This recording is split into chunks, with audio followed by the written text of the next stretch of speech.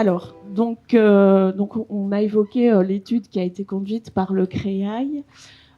Donc, sans forcément revenir sur tous les résultats de cette étude, on voulait repartir un petit peu sur les premiers, les pistes qui ont été découlées des journées territoriales organisées. Donc, pour reprendre un petit peu le fil, cette étude donc s'est déroulée de décembre 2020 à 2021. Rapidement, il y a eu 112 ESMS repérés comme ayant accompagné des situations de handicap rares, donc 48 structures enfants, 64 adultes. Et rapidement, les difficultés rencontrées se tournaient surtout autour de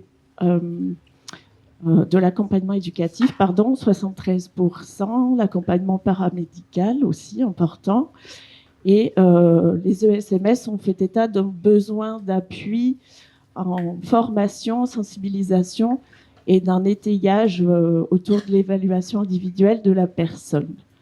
Voilà, donc suite à cette étude, des journées territoriales ont été organisées, donc 3 journées par département, dans les Alpes-Maritimes et le Var, dans les Bouches-du-Rhône et le Vaucluse, et dans les Alpes de Haute-Provence et les Hautes-Alpes. Donc, ces journées ont été organisées autour d'ateliers. Les ateliers avaient donc pour objectif de récupérer, de retrouver quels étaient, selon les ESMS, les besoins, les attentes et les aspirations des personnes qu'ils avaient accompagnées, quelles pouvaient être les pratiques de coopération et leurs besoins aussi en termes de ressources et de réseaux et de pratiques partenariales. Donc, pour ces 3 journées, on a eu des questions autour de ces 3 thèmes. Et donc, une carte mentale a été faite pour restituer tout ce qui a été dit au cœur des ateliers. Donc, on peut voir que... On ne peut pas voir d'ailleurs parce que c'est écrit petit, mais vous voyez qu'il y a 4 à peu près axes qui ont été discutés et qui sont ressortis. Donc, au niveau des besoins des personnes, il y avait surtout une demande d'étayer l'autodétermination, de pouvoir étayer l'autodétermination des personnes, de pouvoir faciliter la compréhension des parcours de vie, de pouvoir apporter de nouvelles réponses institutionnelles, des manques par rapport au vieillissement et des besoins autour des évaluations. Donc, au niveau des constats et des difficultés apportées, donc on a aussi, donc là c'est toujours les ESMS en fait qui font part d'un déficit de ressources, par exemple en termes d'ophtalmologie, des ressources paramédicales, entre autres. Le fait que selon la taille des structures, le plateau technique n'est pas toujours le même. Et aussi une ambivalence entre la polyvalence et l'hyperspécialisation. Au niveau du réseau du partenariat, donc l'ensemble des ESMS ont noté qu'il était difficile de développer la coordination du parcours, que les réseaux étaient à étayer, la notion de coordination également. Il était important de pouvoir, pour eux, soutenir les familles et de les considérer comme des partenaires. Au niveau du réseau, il était donc important de pouvoir développer des partenariats hors champ médico-social. Et tout le monde a fait remonter qu'il y avait une absence de langage commun. Donc un besoin de parler la même langue. Donc les pistes évoquées, les futures pistes évoquées, donc pouvoir mettre en place un centre ressources par rapport au comportement des filles, pouvoir développer la connaissance des soins palliatifs, pouvoir accompagner l'expression des directives anticipées, mettre en place des doubles notifications, développer une offre de répit et favoriser les temps d'échange et les formations croisées. Bonjour à tous. Moi, je rebondis sur ce travail que nous avons réalisé. Et voilà, comme vous avez compris, ça a été long et ça nous a engagés dans de la collaboration, et mine de rien, c'est pas si facile parce qu'on le décrète souvent et la mise en œuvre mérite d'être regardée aussi de ce point de vue-là. Et donc moi, ce que je voulais ajouter à cette présentation, c'est que le point commun à la fois du travail et de ce pourquoi nous sommes là aujourd'hui, c'est les ressources. Et en fait, on y met chacun beaucoup de choses différentes.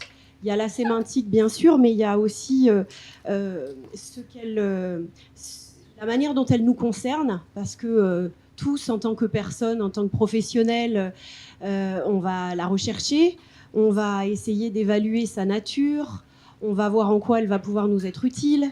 Ensuite, on va la rechercher sur des territoires où éventuellement, en première intention, elle n'est pas présente. Donc, ça va nous faire travailler sur des aspects, et là, on l'a vu dans tous ces événements qu'on a organisés. Au premier regard, la ressource n'est pas présente. Et en fait, elle est multiforme, et parfois, on a besoin de ressources spécialisées. Et sur des territoires, elle semble ne pas être là. Donc, qu'est-ce qu'on peut faire pour travailler ça ? Donc, on travaille sur un territoire avec plusieurs échelles, avec la question d'outils qu'on va mobiliser pour le rendre possible, sachant que voilà, les réponses dématérialisées et les travaux sur un mode visio ne sont pas, dans la plupart des cas, des choses idéales, mais qu'il faut penser et en tout cas auxquelles sont confrontés beaucoup de personnes concernées, d'aidants, mais aussi de professionnels, sur une modalité qui n'en est pas une. Et donc, les réalités territoriales font que ce sont des difficultés supplémentaires. Et puis, cette notion de ressources, si on la prend du côté de l'équipe relais, depuis 2015, c'est quelque chose qui nous occupe et qui est depuis... on ne fait que parler de ça. Où est-ce qu'on va la trouver ? Comment on va la mettre en forme ? Et comment on va la mettre à disposition des personnes avec lesquelles nous travaillons, et notamment dans le cadre de notre collaboration avec l'Agence régionale de santé, parce qu'on sait aussi que cette question-là, elle doit pouvoir être partagée. Et donc, la question de l'objectivation et de la mesure, elle est aussi toujours présente. Et elle peut évidemment avoir plusieurs formes selon les objets. Donc voilà, c'est vraiment la ressource qui est au cœur de ce travail, et je pense aussi qui représente le point commun de toutes ces interventions. Et moi, ce que je voulais en dire essentiellement, c'est que c'est quelque chose autour duquel nous naviguons depuis l'origine, et que l'on travaille au sein de notre équipe sur ces bases qui nous a été transmises depuis l'origine, dans le cadre des schémas nationaux, mais aussi dans ce que nous avons travaillé tous ensemble avec les centres nationaux ressources, avec l'ensemble des équipes relais, avec l'appui toujours constant du groupement national. Je parle ici de ce qu'on évoque beaucoup dans nos travaux, dans les sensibilisations que nous menons. Ce sont des principes, mais ce sont aussi nos valeurs. Et je trouve que la carte le dit très bien. Ce que nous allons rechercher, c'est la subsidiarité.